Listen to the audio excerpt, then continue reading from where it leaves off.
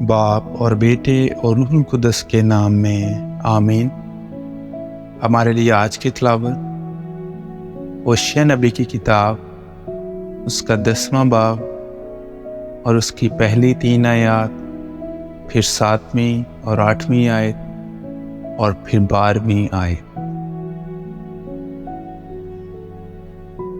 اسرائیل لہلہاتی طاق ہے جس میں بہت پھل لگا ہے۔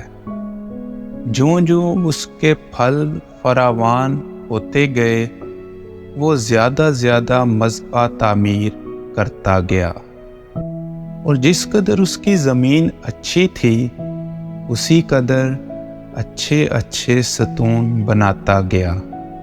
ان کا دل دغا باز ہے، اب وہ مجرم ٹھہریں گے۔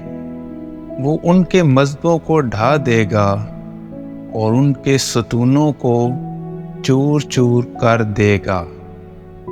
یقیناً اب وہ کہیں گے کہ ہمارا کوئی بادشاہ نہیں، کیونکہ جب ہم خداوند سے نہیں ڈرتے تو بادشاہ ہمارے لیے کیا کرے گا؟ سامرا فنا کر دیا جائے گا، اس کا بادشاہ پانی پر تیرتی ڈالی کی مانند ہوگا۔ اسرائیل کی اونچی جگہیں برباد کی جائیں گی اور ان کے مذبحوں پر خاردار جھاڑیاں اور اونٹ کٹارے اگیں گے۔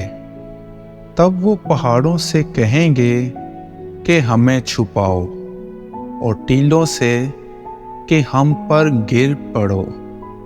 اپنے لیے صداقت سے بو، دینداری سے کاٹو، اپنی غیر آباد زمین میں کھیتی کرو، کیونکہ موقع ہے کہ تم خداوند کی تلاش کرو تاکہ وہ آئے اور تم پر صداقت برسائے۔